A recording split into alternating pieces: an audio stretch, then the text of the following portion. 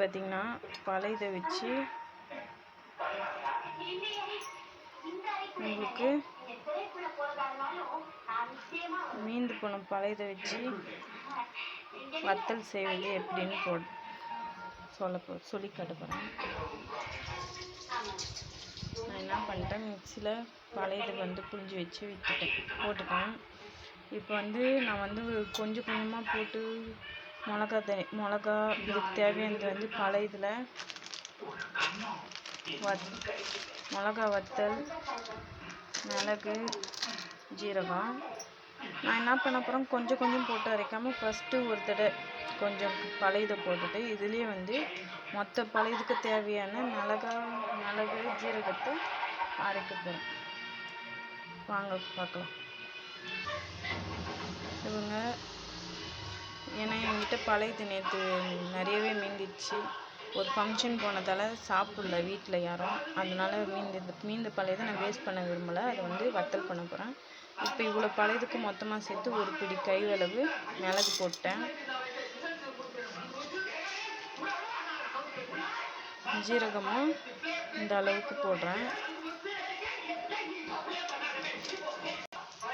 15 காஞ்ச மிளகா, அரை மிளகா போட்டுட்டேன்.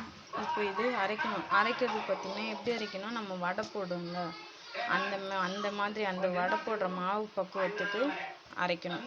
இப்போ நான் இதை அரைச்சி உங்களுக்கு காட்டுறேன். அரைக்கும் போது இதுலேயே உப்பு சேர்த்துக்கலாம். ஆல்ரெடி பழையத்தில் நம்ம உப்பு போட்டுருவோம் நைட்டு. அது என்னதான் புரிஞ்சாலும் அதில் கொஞ்சம் உப்பு இருக்கும். அதனால் நம்ம வச்சிருக்கிற பழையதுக்கு ஏற்ற உப்பு போடலாம், ஏற்ற அளவு உப்பு போட்டுக்கலாம். நான் மொத்தமாகவே ஃபஸ்ட்டு அரைச்சிக்கிறேன். இது செகண்டாக தனியாக அரைச்சி போட்டு கலந்துக்கலாம். ஃப்ரெண்ட்ஸ் பாருங்க, அரைச்சி போட்டேன். இது நம்ம மொத்தத்துக்கும் போடுறது தான் இவ்வளோ காரமாக இருக்கும். கொஞ்சம் காரமாக இருக்கும் நம்ம மொத்தத்துக்கும். இப்போ தனித்தனியாக போட்டு அரைச்சி எடுக்கலாம். ஃப்ரெண்ட்ஸ் அரைச்சாச்சு. ஒரு அகல பாத்திரத்தில் போட்டு மொத்தத்தையும் கலக்கிக்கலாம். நல்லா ஒரு அகல பாத்திரத்தில் மொத்தத்தையும் போட்டு ரெண்டுமே மிக்ஸ் ஆகிற மாரி, அந்த காரம் எல்லாமே மிக்ஸ் ஆகிற மாரி கலந்துக்குங்க. ஃப்ரெண்ட்ஸ் இப்போ கலந்துட்டோம். இதில் நான் பெருங்காய பொடி கொஞ்சம் போடுறேன். ஏன் பெருங்காய பொடி போடுறோன்னா, நம்ம பழையதில் பண்ணுறோம்ல, அதனால் பெரியவங்களுக்கு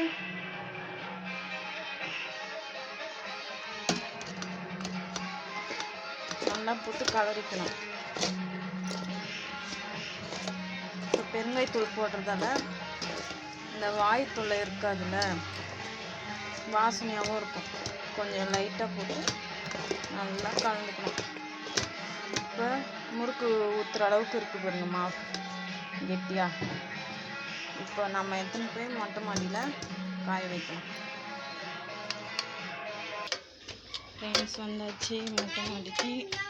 ஃப்ரெண்ட்ஸ் இந்த பாருங்க, நம்ம முறுக்கச்சில் இந்த மாடல் வச்சு தான் நம்ம வத்தல் போடுறதுக்கு நல்லாயிருக்கும். நான் முன்னாடி என்ன பண்ணிட்டேன், துணியை நம்ம வத்தல் போடுறதுக்கு துணியை அலசி காய வச்சு எடுத்து போட்டிருக்கேன். நம்ம எவ்வளோதான் துவைச்சாலும் அதில் கொஞ்சம் வாசனை வரும்ல, சோப்பு வாசனை, அதனால் இது பண்ணிட்டேன்.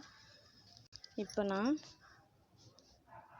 இதில் மாவு வத்தல் போட்டுட்டேன்.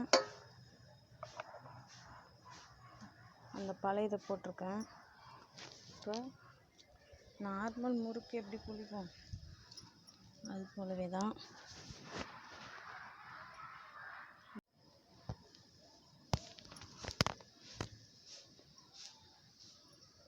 நல்லா புழிஞ்சு விடணும்.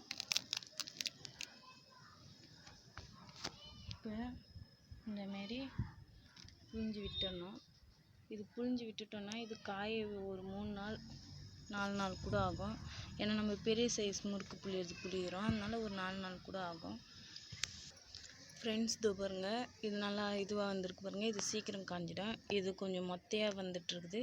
ஆனால் இந்தமாரி புழிஞ்சால் நல்லாயிருக்கும். இது கையில் ஃபோன் வச்சுன்னு எதுவும் இருந்தாலும் என்னால் சரியாக புளிய முடியல. இந்த மாதிரி புழிஞ்சிடுங்க.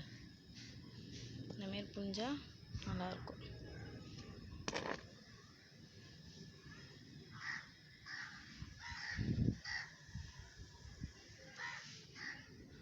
இது வெயில் நல்லா அடிக்குது, அதனால் காஞ்சிடும். 3 நாள்லேயே காஞ்சிடும். காஞ்சதுக்கப்புறம் உங்களுக்கு இதை எடுத்து நீங்கள் என்ன பண்ணலாம், இது நல்லா அப்படியே வத்தல், இது நம்ம எவ்வளோ தடிமனாக போட்டிருக்கோம் அந்தமாரி இருக்காது. நல்லா காஞ்சி மெலிசாக வத்தல் இருக்கும்ல, நல்லா அழகாக வந்துடும். நீங்கள் அதை எடுத்து எண்ணெயில் பொரித்து சாப்பிட்டிங்கன்னா ரொம்ப நல்லாயிருக்கும். அந்த காரம், அந்த மிளகு, அந்த பெருங்காயத்தூள் எல்லாமே சேர்ந்து இருக்கிறதால அதோட நம்ம கடையில் வாங்குறதோட இது நல்லா டேஸ்ட்டாக இருக்கும். Thank you friends.